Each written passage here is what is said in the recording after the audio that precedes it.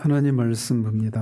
하나님 말씀 창세기 26장 1절에서 35절까지입니다. 창세기 26장 1절에서 35절까지, 길어서 11절까지만 제가 읽겠습니다. 하나님 말씀이 이러합니다. 아브라함 때에 첫 흉년이 들었더니 그 땅에 또 흉년이 들매 이삭이 그랄로 가서 블레셋 왕 아비멜렉에게 이르렀더니 여호와께서 이삭에게 나타나 이르시되 애굽으로 내려가지 말고 내가 내게 지시하는 땅에 거주하라. 이 땅에 거류하면 내가 너와 함께 있어 내게 복을 주고 내가 이 모든 땅을 너와 내 자손에게 주리라. 내가 내 아버지 아브라함에게 맹세한 것을 이루어 내 자손을 하늘의 별과 같이 번성하게 하며 이 모든 땅을 내 자손에게 주리니 내 자손으로 말미암아 천하 만민이 복을 받으리라. 이는 아브라함이 내 말을 순종하고 내 명령과 내 계명과 내 율례와 내 법도를 지켰음이라 하시니라. 이삭이 그랄에 거주하였더니 그곳 사람들이 그의 아내에 대하여 물으매 그가 말하기를 그는 내 누이라 하였으니 리브가는 보기에 아리따움으로 그곳 백성이 리브가로 말미암아 자기를 죽일까 하여 그는 내 아내라 하기를 두려워함이었더라. 이삭이 거기 오래 거주하였더니 이삭이 그 아내 리브가를 껴안는 것을 블레셋 왕 아비멜렉이 창으로 내다본지라. 이 아비멜렉이 이삭을 불러 이르되 그가 분명히 내 아내군을 어찌 내 누이라 하였느냐. 이삭이 그에게 대답하되 내 생각에 그로 말미암아 내가 죽게 될까 두려워하였음이로라. 아비멜렉이 이르되 내가 어찌 우리에게 이렇게 행하였느냐. 백성 중 하나가 내 아내와 동침할 뻔하였도다. 내가 죄를 우리에게 입혔으리라. 아비멜렉이 이에 모든 백성에게 명하여 이르되 이 사람이나 그의 아내를 범하는 자는 죽이리라 하였더라. 아멘.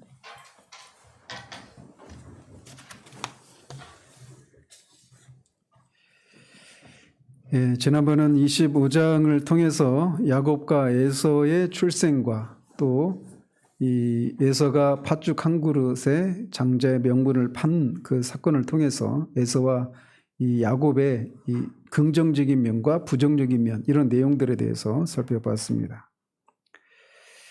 오늘 본문이 26장은 이삭이 그랄 땅에 가게 된 이야기와 그에게 하나님께서 그의 아버지 아브라함에게 하셨던 언약을 계승해 주시는 그 이야기, 그리고 그가 그랄 땅에서 겪게 된 위기와 번영에 대해서, 복에 대해서 다루고 마지막에는 에서의 결혼에 대해서 짧게 기록하고 있습니다.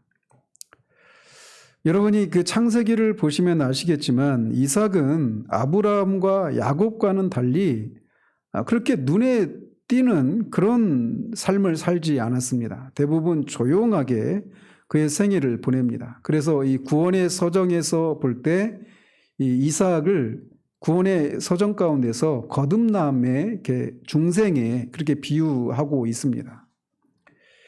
그래서 실제로 이 이삭의 생애에 대해서는 이 아브라함이나 야곱의 그 삶을 다루는 분량만 가지고도 보면 이삭의 생애는 굉장히 짧게 다뤄주고 있습니다. 그리고 이 이삭은 이 어떤 자기 권리를 주장하는 이런 것도 그렇게 많지가 않아요. 여기서 이제 26장에서는 이제 그런 자신의 권리를 주장하는 이런 장면이 한 번 언급될 뿐이고 아브라함이나 야곱이 취했던 것과 보였던 그런 것과는 사뭇 다른 그런 모습을 보여주고 있습니다. 아브라함은 군대를 일으켜서 그돌라오멜 연합군을 맞서서 전쟁을 하기도 하고 큰 위기를 만나고 거기에서 좀 대장부답고 이런 모습들이 있습니다. 그리고 야곱도 지난주에 살폈지만 그가 장자의 명분을 속여서 사게 된 것은 분명히 부정적인 측면도 있지만 긍정적인 측면에서도 그가 이렇게 하나님 나라가 침노하는 자의 것이다라고 하면서 보여주는 그런 평가도 할 수 있다라고 말씀드렸잖아요. 그리고 실제로 우리가 이제 앞으로 살펴보겠지만 야곱은 정말 그런 사람입니다. 자기가 원하는 것들을 얻기 위해서 정말 막 열심을 내는 그런 모습을 보여줘요. 근데 그런 것에 비해서 이삭은 정말 너무나 이렇게 유약하게 보이고 자기 주장을 하지도 않고 조용히 그의 삶의 대부분을 그렇게 보내고 있단 말이죠. 그런데 그런데도 불구하고 그는 그의 아버지 아브라함이 받았던 것보다도 그 아브라함에게 약속하셨던 그 언약의 성취를 아브라함보다도 더 많이 보게 됩니다. 이게 이런 것이 이제 우리가 주목해야 될 그런 부분이기도 해요. 그래서 사람의 눈으로 볼 때는 그렇게 막 추진력 있고 결단력 있고 좀 요즘 오늘날의 말로 좀 상남자 스타일 같은 그런 모습이 아닌, 그래서 주목할 만한 그런 모습이 아니고 어떤 때는 굉장히 답답해 보이고 왜 저렇게 비겁하게 행동할까라고 하는 이런 사람들마저도 하나님의 손에 붙들릴 때 얼마나 놀라운 그런 일들이 일어날 수 있는가, 이런 것들을 이삭의 생애를 통해서 우리가 볼 수가 있어요. 그러면서 이 26장에서 이렇게 두드러진 것은 뭐냐면 이삭과 아브라함을 비교하는 방식으로 이삭의 생애에서 일어난 일들을 묘사하고 있다는 것입니다. 그래서 이 아브라함은 이제 그 25장에서 나와 있는 것처럼 그는 이제 죽었어요. 그런데도 이 아브라함에 대한 이야기가 26장에서만큼 많이 언급되는 장이 없다라고 할 만큼 이 아브라함과 이삭을 비교하는 방식으로 그렇게 26장이 기록되고 있는 것을 보게 됩니다. 예를 들어서 1절부터가 그래요. 1절에 보면 그 땅에 아브라함 때 첫 흉년이 들었던 것과 같은 그런 흉년이 들었다라고 말합니다. 그 흉년이 들었을 때 아브라함이 취했던 것과 이 이삭이 취했던 것이 사뭇 달라요. 이런 비교가 있다라는 것이죠. 그런데 우리가 25장 11절에 보면 이삭이 이 애굽에 가까운 이 팔레스타인 지역에서 그 남쪽에 있는 부엘라 헤로이 거기에 머물고 있었습니다. 그런데 그가 이 흉년이 들었을 때 그랄 땅으로 들어갔다고 그랬잖아요. 근데 그랄 땅은 애굽에 가까운 쪽이 아니라 오히려 그 부엘라 헤로이보다 위쪽입니다. 위쪽 지역이에요. 그래서 이삭이 이 그랄로 가서 블레셋 왕 아비멜렉에게 이르렀다라고 말을 하고 있는데 2절에 보면 그런 이삭에게 하나님이 나타나셔서 애굽으로 내려가지 말라 이렇게 말씀하셔요. 그리고 아브라함에게 하셨던 약속을 다시금 이삭에게 새롭게 이렇게 약속하신 것을 통해 이삭에게 아브라함이 하셨던 그 약속이 계승되고 있다라고 하는 것을 보여주고 계신 것이죠. 따라서 이런 것을 볼 때 그러니까 부엘라 헤로이가 오히려 애굽에서 가까운 남쪽 지역이었는데 거기서 더 남쪽인 애굽으로 내려가지 않고 그랄로 갔단 말이에요. 근데 이 사건 순서를 보면 하나님이 이삭에게 애굽으로 내려가지 말라 이렇게 말씀하신 것을 보면 부엘라 헤로이에서 머물고 있을 때 흉년이 들었을 때 이삭이 처음에는 애굽으로 내려가려고 하는 그런 생각을 가졌던 것으로 보입니다. 그런데 그런 이삭에게 하나님이 애굽으로 내려가지 말라 이렇게 말씀하신 거예요. 그래서 이 아브라함도 그렇게 흉년이 들었을 때 애굽으로 내려간 것에 대해서 그게 그냥 불신앙적인 선택이라 이렇게 말하지 않았잖아요. 그렇게 평가하지 않았잖아요. 왜냐하면 아브라함은 하나님의 약속을 받은 사람이고 그것을 위해서는 자기가 돌보고 있는 식소들만 거의 2,000명 가까운 사람들인데 이 사람들을 그냥 그 기근이 든 땅에 그냥 가만히 내버려두고 굶어 죽게 할 수는 없단 말이에요. 그래서 그가 그 약속을 성취하기 위한 방식으로 그들을 굶기지 않기 위해서 애굽으로 내려갔던 것입니다. 그런 것처럼 이삭도 처음에 그 흉년이 들었을 때 애굽으로 내려가려고 하는 그런 생각을 가졌던 것, 그런 것 자체가 불신앙적인 선택은 아니었다라고 하는 것을 우리가 볼 수 있습니다. 그가 흉년이 들었을 때 애굽으로 내려가려고 했던 것은 그에게 맡겨진 사명을 감당하기 위한 것이었어요. 그렇다면 이삭에게 맡겨진 구속사에서 그에게 맡겨진 사명이라고 하는 것이 무엇일까요? 그것은 그의 아내 리브가가 이 이삭의 기도를 통해서 그 쌍둥이를 임신하게 되었을 때 두 아이들이 그 태중에서부터 싸웠잖아요. 그것을 인해서 리브가가 근심하면서 하나님 앞에 여쭈었을 때 하나님 이렇게 대답하셨죠. 두 국민이 네 태중에 있구나. 두 민족이 내 복중에서부터 나누이리라. 이 족속이 저 족속보다 강하겠고 큰 자가 어린 자를 섬길 것이다. 이렇게 말씀하셨어요. 따라서 이삭은 하나님께서 이렇게 에서와 야곱을 각기 두 국민 또 두 민족 이렇게 일컬으신 것을 보면서 이 두 아들이 각각 한 민족과 한 국가의 조상이 될 것이다 라고 하는 것을 알고 있었죠. 하나님 이렇게 말씀하셨으니까. 그렇기 때문에 이삭은 에서와 야곱과 더불어서 장막에 거하면서 그들이 장차 새로운 민족과 국가를 형성하게 될 것이라고 하는 것을 알고 그것을 의심하지 않았어요. 그렇기 때문에 그런 것을 의심하지 않았고 실제로 에서와 야곱이 태어나는 것을 통해서 하나님의 약속이 정말 구체적으로 실현될 것을 더 확신할 수 있었겠죠. 따라서 이삭이 이 세상에서 할 일이란 이 두 아들이 각기 한 민족과 그 국가를 이룰 만큼 번성하는 것을 바라보는 거예요. 그리고 그렇게 할 수 있도록 그들이 무탈하게 자랄 수 있도록 그들의 생존을 보장하고 그런 위험에서 그들을 돌보고 지키는 이 일이 이삭에게 주어진 사명이라고 할 수 있단 말이에요. 그냥 언뜻 보면 자식 낳아서 잘 건강하게 잘 자라도록 돌보는 일, 이게 그냥 이삭에게 맡겨진 사명이다 이렇게 말하면 그게 뭐 특별히 어떤 이 사명이라고 할 수 있을까? 구속사에서 그에게 맡겨진 사명이라고 할 수 있을까? 이렇게 생각할 수 있지만 하나님께서 그 두 아들을 통해서 두 민족과 두 국가의 조상이 될 것이라고 하는 것을 말씀하셨다라면 그건 이제 또 다른 의미가 있는 것이죠. 그래서 이삭에게 맡겨진 사명은 바로 이렇게 두 아들들이 그런 두 국가와 두 민족의 조상이 될 수 있도록 안전하게 보장하는 것. 이게 그에게 주어진 가장 중요한 일이었단 말이에요.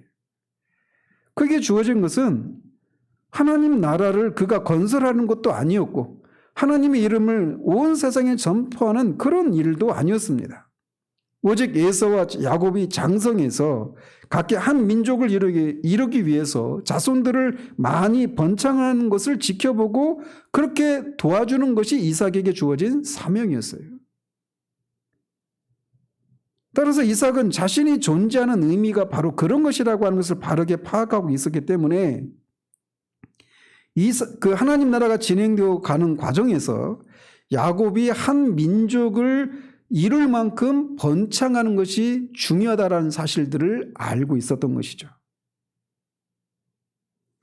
그런데 그런 것을 위해서 그가 최선을 다했을 것이 분명해요.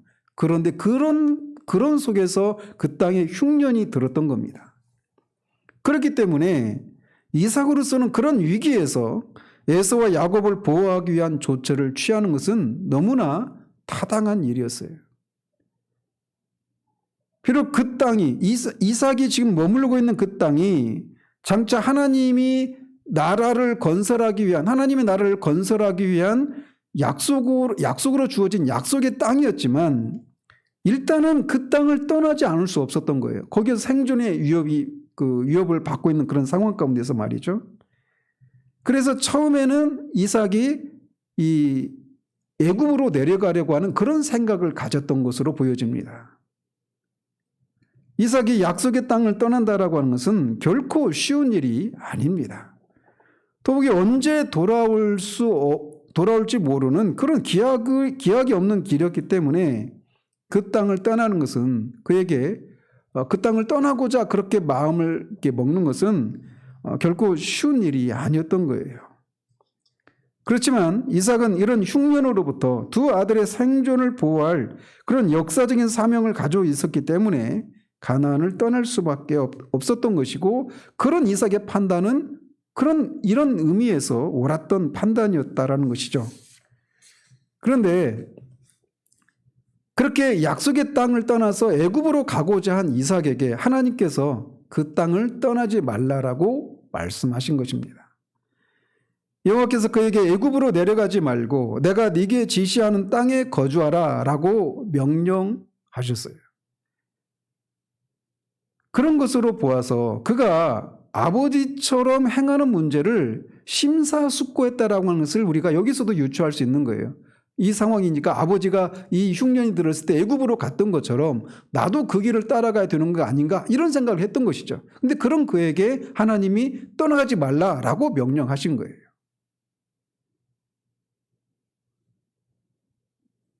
애굽으로 내려가서 흉년을 피하려고 했던 아버지의 전처를 밟지 말도록 명령을 받은 이삭은 아브라함의 생애 첫 번째이자 마지막 중요한 시험인 이 이삭을 바치는 그 시험 있잖아요. 22장에. 그 시험에서 내가 네게 지시하는 땅에 거주하라 라고 하는 그 말씀을 하나님부터 들었는데 그 말씀을 상기하는 이 말씀을 통해 이삭이 분명히 용기를 얻었을 거예요. 그리고 이삭이 약속의 땅을 떠나지 않는다면 아브라함과 약속한 대로 그 땅을 이삭과 이삭의 후손들에게 줄 것이고 하늘의 별과 같이 그 후손을 번성하게 할 것이라고 2절에서 6절까지, 5절까지 해서 하나님이 그에게 약속을 다시금 상기시켜 주십니다. 이것은 아브라함이 22장에서 기꺼이 이삭을 바치려고 한 이후에 아브라함에게 주어졌던 그 약속을 다시금 하나님이 반복해서 말씀해 주고 계신 거예요. 그리고 이것은 그냥 우연히 그냥 주어진 것이 아니라 내가 맹세한 것을 이라고 하는 그런 말에서 보여지는 것처럼 그게 우연히 주어진 것이 아니다라는 겁니다. 따라서 이삭에게 하나님이 이 3절, 2절에서 5절까지 해서 말씀하신 이것은 아브라함이 그렇게 이삭을 바치는 것을 통해 하나님의 말씀에 순종하는 것을 통해서 그 순종의 결과 하나님이 22장에서 그렇게 약속해 주셨는 그 약속을 보증받고 있는 거예요. 내가 그렇게 너의 아버지 아브라함에게 그렇게 내가 이 땅을 주고 그 하늘의 별과 같이 많은 후손이 후손이 이 땅을 차지하게 할 것이라고 하셨던 것, 그렇게 맹세하면서 말씀하셨는데 그것을 내가 너에게 이루어주겠다라고 다시금 말씀하고 있는 거란 말이죠. 그런데 여기서 약속되고 있는 것이 가나안 땅뿐만이 아니라 이 모든 땅이라고 말을 하고 있는 거예요. 그러니까 아브라함에게 약속하신 것보다 좀 더 확대되어서 말씀하고 있는 거예요. 이런 면에서 앞에서도 말씀드린 것처럼 이삭이 아브라함이나 야곱보다는 굉장히 조용하고 어떤 상남자 스타일스러운 그런 삶이 아니고 굉장히 조용하고 자신의 것을 막 얻기 위해서 막 그렇게 애쓰고 이런 모습이 아니고 뒤에 살펴보겠지만 오히려 계속 바보처럼 그렇게 쫓겨다니고 이런 모습이었는데 오히려 그 아버지보다 하나님의 그 언약이 더 성취되는 것을 보게 되는 거예요. 땅의 측면에서도 이 모든 땅이라고 하는 말을 통해서도 그렇고 이 아브라함은 네 후손이 이 땅을 차지하겠다 했지만 아브라함이 봤던 후손은 이삭 하나였잖아요. 근데 이삭은 나중에 야곱을 통해서 12아들을 얻게 되는 것을 본단 말이에요. 그 자손이나 땅의 측면에서도 아브라함보다도 이삭이 더 많은 성취가 이루어지는 것을 보게 되는 거예요. 아브라함이나 야곱보다도 이삭은 굉장히 조용한 성격이고 그의 생애가 다른 이 두 사람에 비해서 다른 이 두 언약의 족장인 이 두 아브라함과 야곱에 비해서 그의 생애에 대한 기록도 굉장히 짧고 그가 드러나는 그런 성격도 굉장히 조용하고 그런에도 불구하고 이런 일들이 일어났다는 거예요. 이게 26장에서 우리가 눈여겨보아야 될 이런 모습이라고 할 수가 있습니다. 그래서 이렇게 하나님의 이 약속은 분명 이삭에게 큰 위로와 힘이 되었을 것입니다. 그래서 이삭은 하나님의 약속을 신뢰하고 애굽으로 내려가는 대신 그랄 땅에 머무르기로 한 거예요. 당시 그랄 땅은 블레셋의 아비멜렉이 지배하고 있었던 곳입니다. 이곳은 그전에도 아브라함이 머물렀던 지역이기도 하죠. 근데 그때도 그랄 땅의 왕이 아비멜렉이었잖아요. 근데 여기서도 아비멜렉이에요. 그래서 이 아비멜렉은 사람의 이름이 아니라 애굽의 왕을 바로라고 이렇게 부르는 것처럼 그랄의 블레셋의 왕을 아비멜렉으로 이렇게 호칭하고 있는 왕에 대한 호칭인 것이죠. 어쨌든 이 블레셋 사람들은 굉장히 지중해를 중심으로 한 해양 세력입니다. 그래서 예나 지금이나 이 거친 바다를 삶의 터전으로 삼고 있는 사람들이 굉장히 거칠어요. 예나 지금이나. 그래서 이 블레셋 사람들도 굉장히 호전적인 사람입니다. 그리고 뒤에서도 이제 26절에서도 보는 것처럼 이들은 이미 군사 조직을 갖추고 있는 그런 사람들이었어요. 근데 그런 속에서 이 이삭이 살아야 했기 때문에 그는 그들과 충돌을 일으키지 않는 그런 삶을 살아야만 했던 것이죠. 특히 7절에 있는 것처럼 리브가가 이 아브라함의 아내 사라가 그렇게 아리따운 여인이었던 것처럼 리브가 역시도 그런 여인이었기 때문에 리브가 때문에 자기가 죽을 수도 있다라고 하는 생각 때문에 자기의 아버지처럼 자기 리브가를 자기 누이라고 이렇게 속이고 거기에 살게 되었던 겁니다. 이것은 아버지 아브라함이 2번이나 사라를 자신의 누이라고 속인 것을 다시 이삭이 또 재현하고 있는 것이에요. 이삭은 분명히 하나님이 내가 너와 함께하고 내가 너에게 복을 주실 것이다. 복을 줄 것이다. 이 땅을 주고 네 후손이 그렇게 하늘의 별과 같이 많게 하겠다. 그러면 분명히 리브가에게서 그런 아들들을 낳고 그 아들들이 계속 번성해 갈 것이다라고 하는 약속을 받았음에도 불구하고 아버지가 했던 이런 실수를 또 범하고 만 것입니다. 그는 아버지처럼 언제든지 자신의 안전을 위해서 아내를 희생할 준비가 되어 있는 그런 모습을 또 보여주고 있는 거예요. 여기서 우리는 죄의 뿌리가 얼마나 깊은지를 다시금 또 실감하게 됩니다. 즉 죄는 우리가 주님과 연합해서 십자가에 못 박혀 죽고 다시 거듭난 이후에도 여전히 그 뿌리가 우리 안에 남아있는 거예요. 그래서 우리가 영적으로 하나님의 약속을 의심하거나 하나님의 말씀에서 벗어나서 하나님의 임재하심과 하나님과 동행하시는 그런 실제를 우리가 현재적으로 누리지 못할 때 죄는 우리 안에서 금방 고개를 쳐들고 우리로 하여금 금방 이렇게 나약해지고 넘어지게 하는 이런 일들을 하곤 한단 말이죠.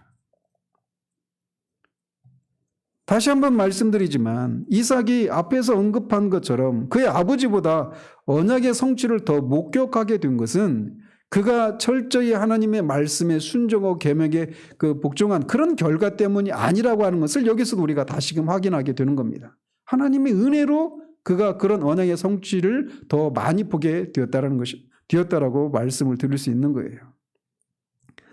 자, 이삭은 그렇게 그랄에 거할 때 자기 아내를 누이라고 속이면서 지냈지만 거기에 오래 있는 동안 그가 리브가를 껴안는 것을 이제 그 블레셋 왕이 보게 됩니다. 그래서 그의 거짓말이 결국 탄로나고 말죠. 그러면서 아비멜렉은 이삭을 불러서 이삭이 리브가를 누이라고 했기 때문에 백성 중 한 사람이 리브가와 동침할 뻔했다라고 그를 책망합니다. 이삭은 이방인 아비멜렉으로부터 이렇게 책망을 받고 있는 거예요.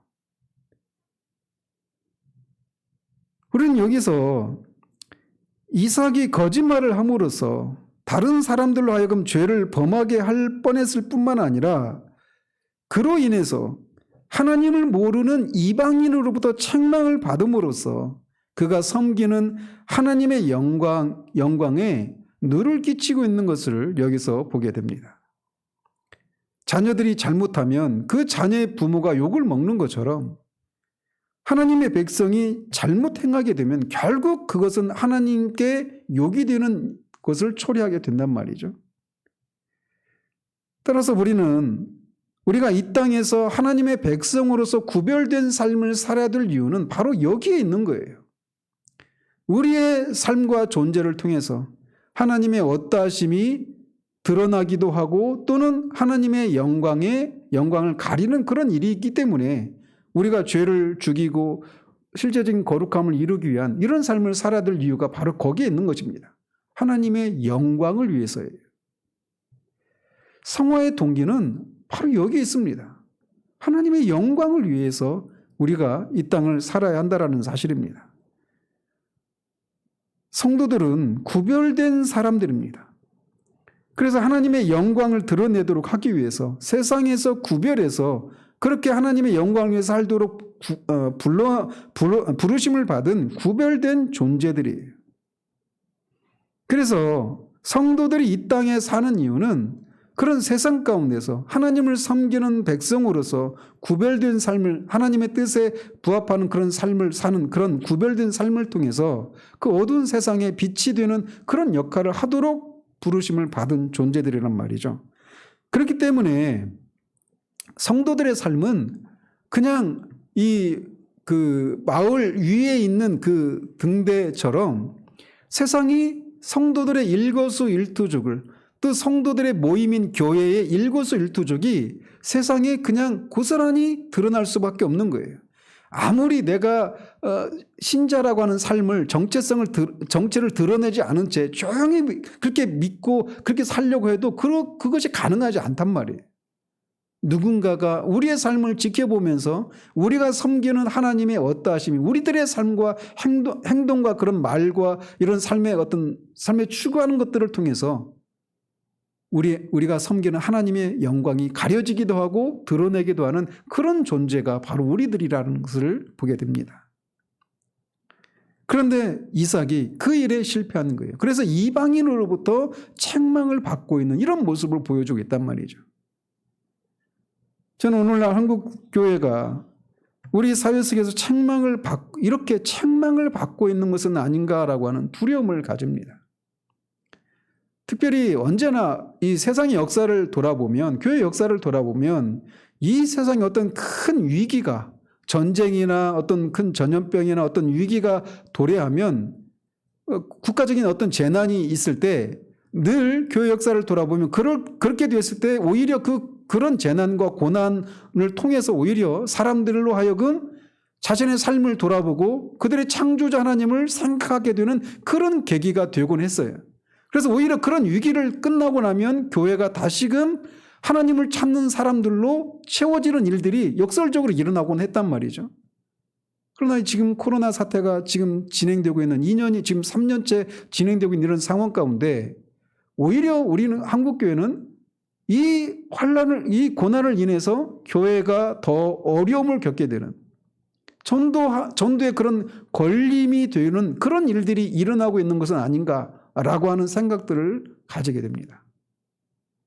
그런 그 뿌리에 교회가 정말 이 하나님으로부터 부르심을 받은 그런 사람들의 모임으로서의 그런 역할들을 충분히 감당하고 있는가라고 하는 것을 돌아보게 한단 말이죠. 교회가 말씀에서 떠나고 성령을 근심하게 하거나 성령을 소멸하게 될 때 교회로서의 사명을 잘 감당하지 못하고 오히려 세상으로부터 책망과 조롱을 받게 되는데, 저는 오늘날 한국교회의 모습이 그런 것은 아닌가라고 하는 두려움을 갖게 된단 말이에요. 한편 리브가가 이삭의 아내이라고 하는 것을 알게 된 아비멜렉은 모든 블레셋 백성에게 명해서 이삭이나 리브가에게 조금이라도 화를 입히는 자가 있으면, 해를 끼치는 자가 있으면 죽음을 면치 못할 것이다 라고 하면서 이삭과 리브가의 안전을 보장해 줍니다. 이방인인 아비멜렉이 이처럼 이삭에게 관대한 처분을 내린 것은 매우 특이한 일입니다. 특별히 당시 여자를, 오늘날도 그 여성의 인권이 충분히 보장되지 못하는 그런 현실이 있는데 이전에는 더 했단 말이죠. 그런데 그런 속에서 이렇게 이삭과 리브가의 안전을 보장해 주는 이 모습은 굉장히 특이한 일이라고 할 수가 있습니다.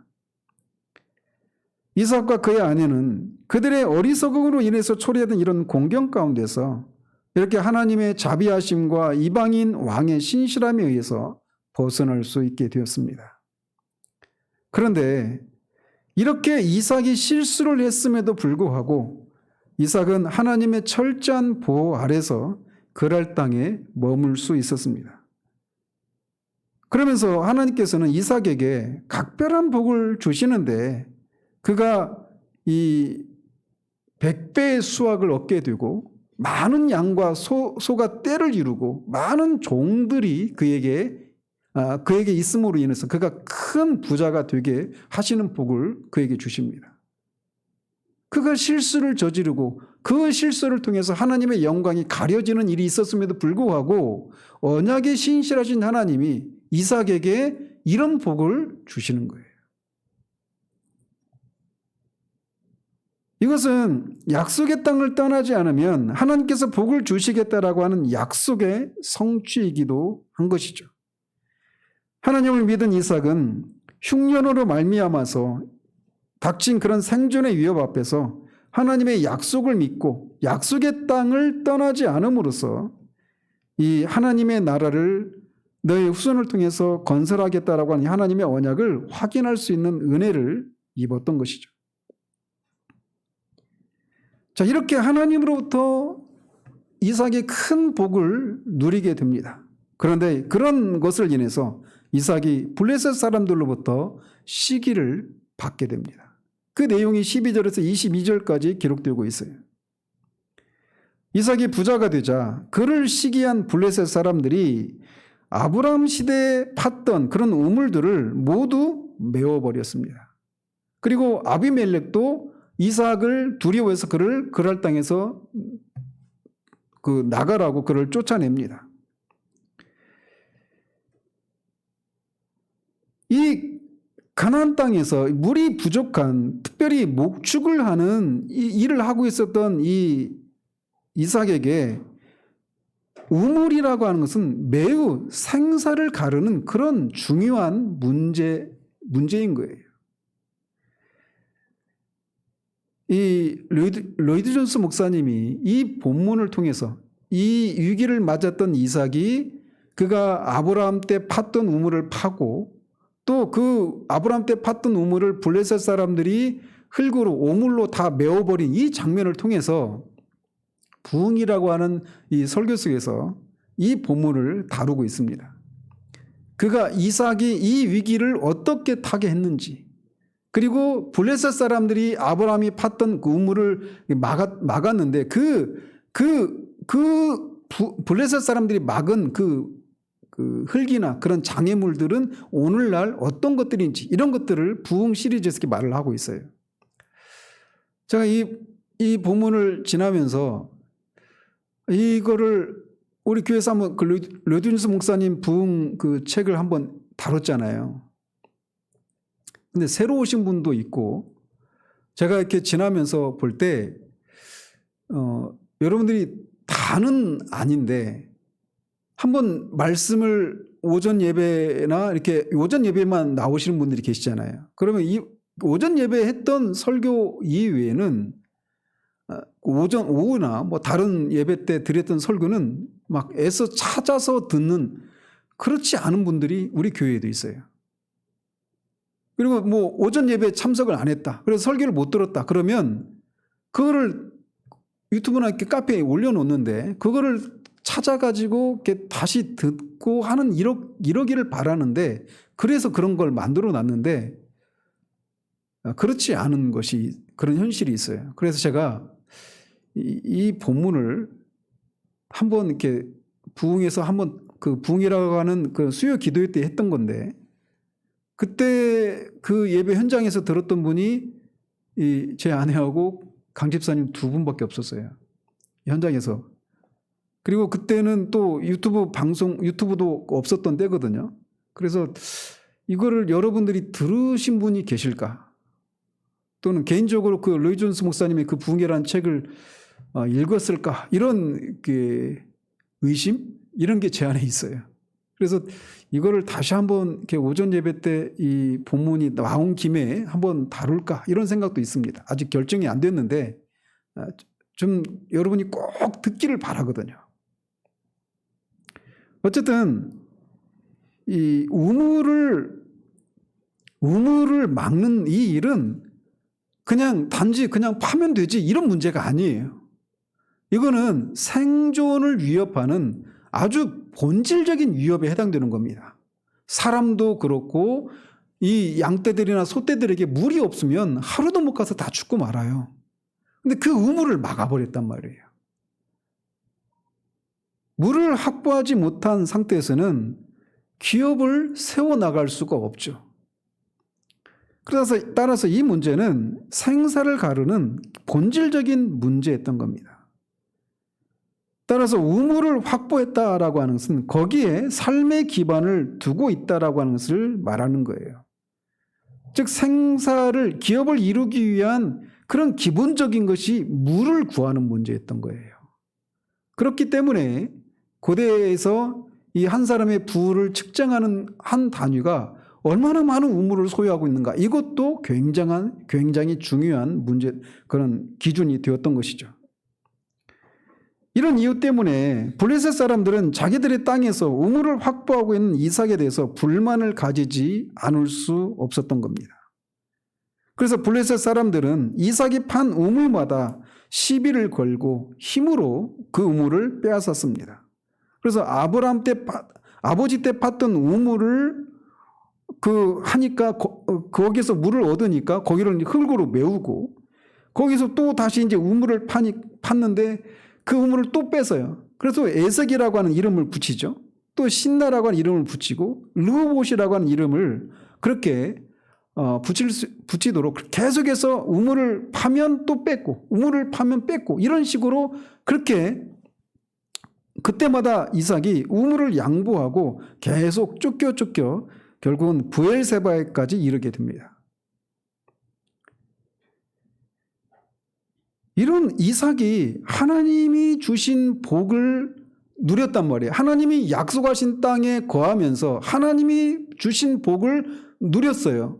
그럼에도 불구하고 이렇게 블레셋 사람들로부터 계속해서 이 고난을 받는 이런 모습은 그가 나그네로 그 땅에 살고 있었기 때문에 그래요.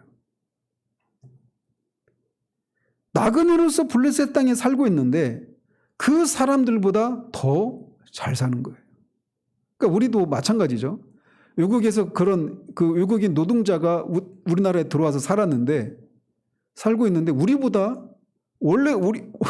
더 잘 살 때 우리 안에서 인간적 어떤 시기심이 막 일어날 수 있잖아요. 그런 상황인 것이죠. 그래서 이런 이삭이 고난당하는 이런 모습은 세상에서 나그네된 성도들이 세상의 공중 권세 잡은 자들의 후손들인 세상 사람들로부터 겪게 될 그런 고난, 환난을 예표하는 그런 장면이라고 할 수가 있습니다. 세상에서 나그네된 성도들은 세상에 사는 동안 필연적으로 주님이 주시는 은혜를 누릴 뿐만 아니라 세상으로부터 이런 핍박을 받게 되어 있습니다. 그것은 이 세상에는 하나님과 원수된 사단이 공중 권세를 잡고 하나님의 백성된 성도들을 박해하기 때문이라고 에베소서 2장에서 우리에게 말해주고 있어요. 그뿐만 아니라 잠시 있다가 없어질 세상을 자신들의 삶의 터전의 전부라고 알고 있는 불신자들이 영원한 하늘나라를 본향으로 삼고 세상에서 잠시 나그네로 살아가고 있는 그런 성도들이 누리는 그런 복된 삶을 시기하고 중상모략하고 하기 때문에 이런 어려움을 겪게 된다라는 것입니다. 그렇기 때문에 우리가 내가 주님을 섬기고 주님이 주시는 이런저런 복을 누리고 있는데도 불구하고 세상이 우리를 여전히 시기하고 이런저런 고난을 받게 될 때 우리가 이상히 여길 필요가 없다라는 거예요. 제가 회심의 초기에 가졌던 질문이 그거예요. 하나님 앞에 충성하면 하나님이 복을 주신다라고 했는데, 그런데 나는 왜 하나님을 제대로 믿으려고 하면서 그렇게 하나님의 뜻에 작은 삶의 영역이긴 하지만 하나님의 뜻대로 살려고 하는데 왜 내가 직장에서 이렇게 이상한 사람 취급받고 왜 이렇게 힘들까? 나에게 어떤 지혜가 부족한 건 아닌가? 저들이 나를 이렇게 이상한 사람 취급하고 내가 어려움을 겪는 것이 내가 실력이 부족해서인가? 아니면 내가 미처 깨닫지 못하는 그런 지혜가 없는 것인가? 라고 하는 그런 질문들을 가지고 있었어요. 왜? 제가 다니던 그런 당시 제가 들어왔던 말씀들은 이렇게 하나님의 뜻에 순종하면 하나님이 이런저런 복을 주시고 결국은 세상도 인정한다라고 하는 이런 메시지를 듣고 있었거든요. 근데 제 현실이 그렇지 않으니까 그러면 내가 뭔가 부족하구나, 내게 뭔가 지혜가 부족하구나, 이런 생각을 가졌던 것이죠. 근데 하나님의 말씀은 제자가 스승보다 낫지 못하고 종이 상전보다 낫지 못하다라고 하는 말씀이었어요. 우리의 스승 되시고 우리의 상전 되신 주님이 세상을 구원하시기 위해서 자신을 이 땅에 오셔서 율법 아래 자신을 그렇게 매이고 그 율법의 형벌을 따라서 우리가 받아야 될 형벌을 받아 그렇게 죽으셨음에도 불구하고, 그리고 세상에 계시는 동안에도 귀신을 쫓아내고 병든 자를 고치고 굶주린 자들을 그렇게 먹이시고 죄인들과 그런 약자들의 그런 친구로 사셨음에도 불구하고 결국 세상이 주님을 그렇게 핍박하고 십자가에 죽게 한 것처럼 그분의 뒤를 따른 우리도 그 주님의 삶 이상의 것을 살 수 없다라고 하는 이 말씀 앞에 내가 잘못된 게 아니구나 라고 하는 것을 깨닫게 됐던 거죠. 이삭이 하나님이 주신 복을 누림에도 불구하고 세상으로부터 이렇게 시기를 받아서 끊임없이 여기서 좀 살만하면 또 쫓겨나가야 되고 자기가 누렸던 그 정당한 권리가 있음에도 불구하고 그것을 강제로 빼앗기는 그런 삶을 살아야 했던 이런 이삭의 삶을 통해서 이 땅을 나그네로 살고 있는 성도들이 어떤 삶을 기대할 수 있는가를 우리에게 보여주고 있는 거예요. 그래서 우리는 계산을 해야 되는 거예요. 이런 고난이 있어요, 분명히. 그럼에도 불구하고 우리가 이런 고난이 있음에도 불구하고 주님의 뒤를 따를 것인가? 아니면 이런 고난을 받지 않고 세상으로부터 인정받고 내가 원하는 삶을 살 것인가? 결단해야 되는 거예요. 그런데 이렇게 이삭이 한편에 보면 굉장히 바보 같죠. 막 여기서 뭔가 좀 자신의 권리를 주장하고 뭔가 맞서서 싸우고 그래서 그 자신의 그런 권리를 스스로 지키고 이런 모습이 아니잖아요. 어떤 야근 모습도 없어요. 뺏으면 뺏기고 다른 데로 옮겨가고 하다가 계속 남쪽으로 쫓겨나오는 거예요. 그래서 브엘세바까지 이른단 말이죠. 이렇게 이삭이 그들과 다투지 않고 우물을 양보한 것은 하나님의 언약을 성취해야 한다라고 하는 사명 때문이었습니다. 만약에 이삭이 우물을 지키겠다라고 하는 욕심 때문에 자신이 마땅히 가야 할 인생의 본분을 수행하는 것에 조금이라도 방해를 받거나 그 일로 인생을 낭비할 수가 없었던 겁니다. 그래서 당장 눈앞에 있는 어떤 이득을 위해서 그것을 유지하기 위해서 이삭이 우물을 양보하지 않았다라면 그는 평생 동안 우물 때문에 블레셋 사람들과 다투며 살아야 했을 것이에요. 그러나 이삭에게는 우물을 지키고 그런 자신의 이익을 유지하는 것보다 자신이 수행할 사명이 더 중요했습니다. 그래서 그는 이 모든 일에 있어서 온유함으로 대처했던 거예요. 온유함이라고 하는 것은 분노할 때 분노하고 또 옳은 일에 나설 때 나서는 것을 의미합니다. 그리고 궁극적으로는 하나님의 판단에 모든 것을 맡기고 사람의 판단이나 공격 앞에서 잠잠한 것을 말하는 거예요. 이삭이 바로 그런 모습을 보여주고 있는 겁니다. 우리 주님은 산상수훈에서 온유한 자는 복이 있다라고 말씀하시면서 그 이유를 온유한 자가 땅을 차지하기 때문이다라고 말씀하셨어요. 이삭은 우리에게 그것을 실증적으로 보여주고 있는 겁니다. 그가 그렇게 억울하죠. 애써서 그 우물을 팠는데 그 우물을 뺏기고 계속 쫓기고 나갈 때. 근데 그때마다 그는 하나님의 판단에 그것을 모든 것을 맡기고 그것을 지켜내기 위해서 악유다툼하지 않고 하나님의 판단에 맡기면서 쫓겨다니는 겁니다. 그러나 궁극적으로 어떻게 됩니까? 뒤에 26절에 보는 것처럼 아비멜렉이 이삭을 찾아옵니다. 왜 찾아와요? 그와 군사동맹을 맺기 위해서예요.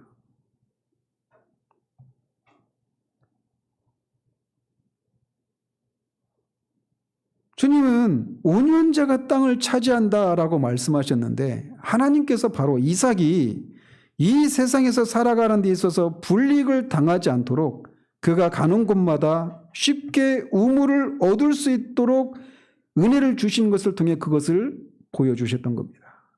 이 이야기가 23절까지 이어지는 이야기예요. 이런 면에서 저는 앞에서도 언급한 대로 오늘날 한국교회를 향한 세상의 책망과 조롱과 비난에 대해서 교회가 과연 온유함으로 대처하고 있는가라고 하는 것을 고민하지 않을 수가 없습니다.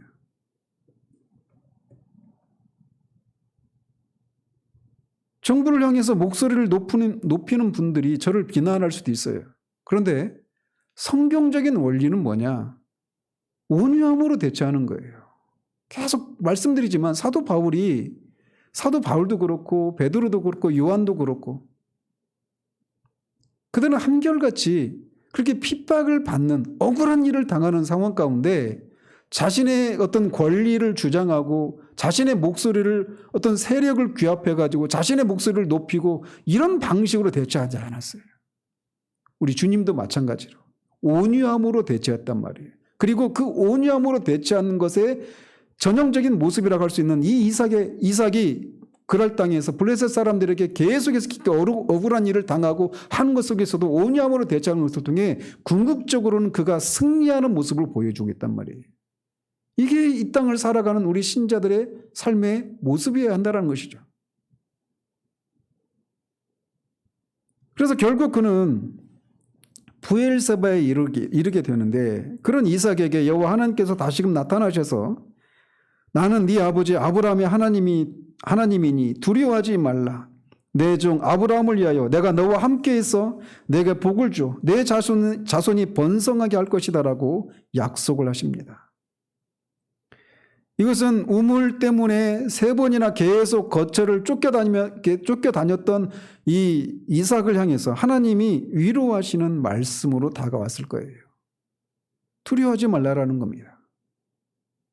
이것이 우리가 이 땅에서 나그네로서 살기 때문에 세상으로부터 끊임없이 이렇게 시기와 질투와 공격을 그런 애매한 그런 억울한 그런 일들을 당하는 일들이 있겠지만 그런 속에서도 우리가 온유함으로 대처할 수 있는 것은 하나님이 우리와 함께 하시고 우리를 지키시고 보호하시기 때문에 그렇습니다. 당시 이삭은 이런 우물로 인한 그런 분쟁과 잦은 이주로 인해서 심신이 몹시 지치고 불안한 상태에 있었을 것입니다. 그런 이삭에게 두려워하지 말라라고 하신 하나님의 음성은 분명히 큰 위로가 되었을 것이에요. 마찬가지로 이 이삭의 하나님은 지금도 변함이 없이 영원하시고 지금도 동일하신 하나님이시기 때문에 이 세상의 세파에 시달리면서 번민하고 고통하고 있는 당신의 자녀들을 찾아오셔서 지금도 이렇게 말씀하시는 하나님이십니다. 이에 이삭은 그곳에 제단을 쌓고 여호와 이름을 부르면서 거기에 장막을 치고 우물을 팝니다. 그리고 그곳에서 그가 오래도록 살아요. 이삭이 이렇게 자신의 본분을 수행하기 위해서 블레셋 사람들과 다투지 않고 그럴 땅에서 쫓기면서 여기저기 옮겨다니며 우물을 양보했지만 아비멜렉이 오히려 그런 이삭을 두려워해서 그를 찾아옵니다. 그래서 그는 그의 친구 아우삭과 군대장과 비골과 함께 이삭을 찾아와서 조약을 체결하자고 합니다. 그러면서 29절에서 이렇게 말을 해요. 너는 우리를 해하지 말라. 이는 우리가 너를 범하지 아니하고 선한 일만 내게 행하며 너로 평안히 가게 하였음이니라. 이제 너는 여호와께 복을 받은 자니라. 사실 그가 그에게 선한 일만 행한 게 아니죠. 그리고 평안히 가게 한 것도 아니에요. 그를 공격하고 결국 그를 쫓아냈음에도 불구하고 이렇게 말을 하는 거예요. 그러면서 그가 아비멜렉이 두려웠던 게 뭐냐? 하나님이 너가 하나님께 여호와께 복을 받은 자라고 하는 것을 아비멜렉이 보고 이런 두려움을 느꼈던 겁니다. 인간적으로 보면 아비멜렉은 군대 장관을 가지고 있었어요. 즉 군사를 조직화할 수 있는 그런 상태였고, 아비멜렉은 왕이었단 말이에요. 그러나 이삭은 그냥 떠돌이 그냥 방랑하는 그런 무리들에 불과하죠. 어떤 그런 국가 조직을 정비하지 못하고 있는 그런 상태였고, 군사 조직도 없었던 그런 사람이었음에도 불구하고 아비멜렉이 두려워하는 거예요. 왜 그럴까요? 아비멜렉이 말하고 있는 것처럼 이삭이 하나님이 그를 지키시고 그에게 복을 주시는 그런 사람이라고 하는 것을 아비멜렉이 보는 겁니다. 이게 바로 교회가 이 세상에서 그런 세상의 그런 조롱과 책망을 인해서 교회를 조롱하는 그런 세상을 잠잠하게 하는 그런 근본적이고 결정적인 이유인 거예요. 교회에 하나님이 함께 하신다라고 하는 것을 알게 될 때, 이건 개인에게도 적용할 수 있는 거예요. 인간적인 그런 생각으로 그가 사회적인 지위를 가진 것 때문에 그 사람을 두려워하는 것이 아니라 그를 지켜봤는데 그가 믿는 하나님이 분명히 계신 것 같고 그를 돌보시고 인도하신다라고 하는 것을 믿지 않는 사람이 보았을 때 그런 사람을 두려워하는 겁니다. 세력화해서 교회의 목소리를 키우는 것을 통해서 세상이 우리를 향해서 잠잠하고 두려워하는 것이 아니라 교회에 하나님이 함께 하신다라고 하는 것을 세상도 알 수 있는 그런 일이 있을 때 세상이 두려워하는 거예요. 이건 사도행전에서도 나타난 모습이고 교회가 부흥을 맞을 때마다 나타났던 그런 모습이기도 했던 거예요. 저는 이 시기가 이 코로나로 인해서 오히려 앞에서도 말씀드린 것처럼 그런 위기를 통해서 오히려 교회가 더 크게 부흥할 수 있는 그런 인생의 허무함과 그런 두려움 앞에 그 인간의 그 실존 앞에 실존을 느끼고 하나님을 찾는 그런 일이 있어야 되는데 그렇지 않고 오히려 교회가 더 사람들이 빠져나가고 세상으로부터 교회가 웃음거리가 되고 조롱의 대상이 되고 있는 이 시대에 교회가 무엇을 구해야 하는지 어떻게 그 상황에 대처해야 하는지를 우리에게 이런 이삭의 신뢰를 통해서 우리에게 답을 얻을 수 있단 말이죠. 하나님이 우리와 함께 하신다라고 하는 것. 우리의 그냥 입술의 고백, 신앙 고백에만 머무르는 것이 아니라 실제로 교회가 하나님의 신적인 기관이고 하나님이 지금도 살아계셔서 교회를 돌보시고 계시고 교회를 구성하고 있는 지체 한 사람 한 사람의 삶을 하나님이 돌보시고 인도하신다라고 하는 것을 보게 할 때 세상이 두려워하게 되는 거예요. 그것을 위해서 하나님이 이런 어려움들을 우리 가운데 허락하셨다라고 하는 것을 다시 한번 생각하게 됩니다. 군대를 거느리고 있는 아비멜렉이었지만 여호와 하나님의 보호를 받고 있는 이삭을 두려워하지 않을 수 없었던 것입니다. 신을 두려워하지 않는 인간이 있을 수가 없어요. 아무리 하나님을 향해서 대적하고 비아냥대고 하는 사람이라 하더라도 하나님의 실존 앞에 서게 됐을 때 그는 한없이 작고 초라한 자신의 모습을 인해서 두려워하지 않을 수가 없게 되는 겁니다. 어둠은 빛 앞에서 두려움을 느낄 수밖에 없는 거예요. 이것이 하나님이 당신의 백성들을 보호하시는 방법입니다.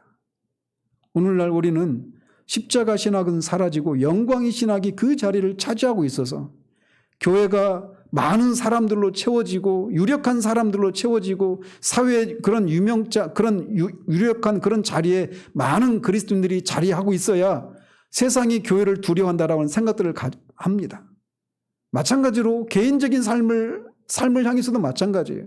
하나님이 현세적인 그런 복을 우리에게 넘치도록 해주셔야 그런 속에서 그 세상이 그런 우리를 우습게 생각하지 않고 우리를 두려워한다는 생각들을 가지고 있어요.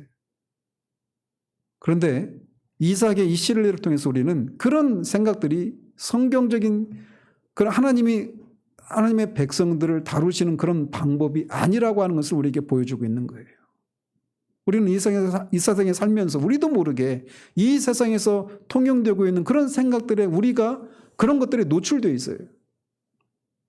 그래서 계속 거듭 말씀드리지만 영광의 신학, 십자가의 신학이 아닌 영광의 신학이 우리 시대의 대표적인 모습이란 말이죠. 자녀가 잘 되어야 되고 현세적인 복을 누려야 되고 그런 것을 통해서 하나님이 나를 얼마나 사랑하고 계시고 하나님이 살아계신가 이것을 드러내려고 하는 그런 방식으로 그렇게 한단 말이죠. 그런데 보십시오. 이삭이.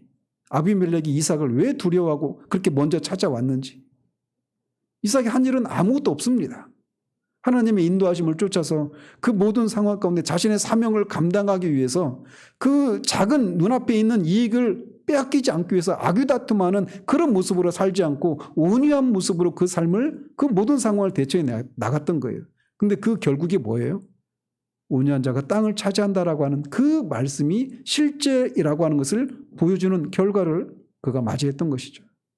이것이 우리가 이 땅을 지난 우리들에게 하나님이 요구하시는 거예요.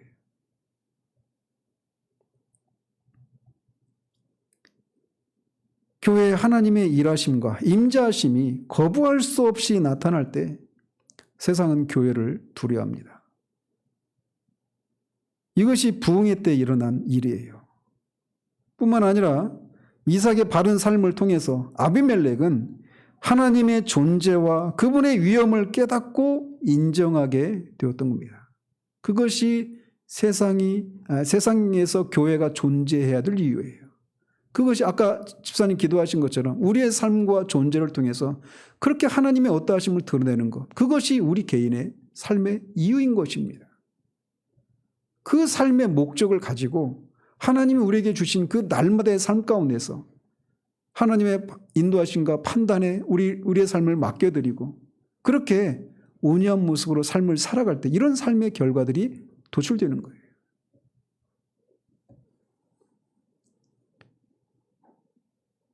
이삭이 이 온유하고 오늘날 온유함이라고 하는 것이 결코 인기가 있는 그런 모습이 아니에요. 겸손하고 온유하고 이렇게 살면 세상에서 다 뒤처지고 바보가 되고 루저의 삶을 실패하는 삶을 산다라고 하는 그런 생각이 팽배히 있습니다.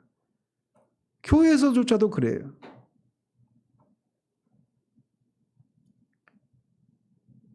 제가 직장을 다니면서 저희 그 상사 중에 한 분이 1년마다 이제 인사고과를 하잖아요. 인사고과 할 때.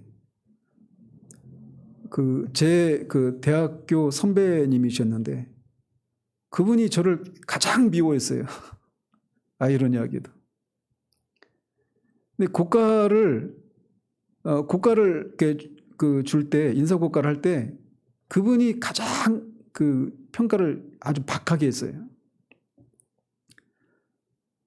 근데 그때마다 저한테 했던 얘기가 뭐냐면,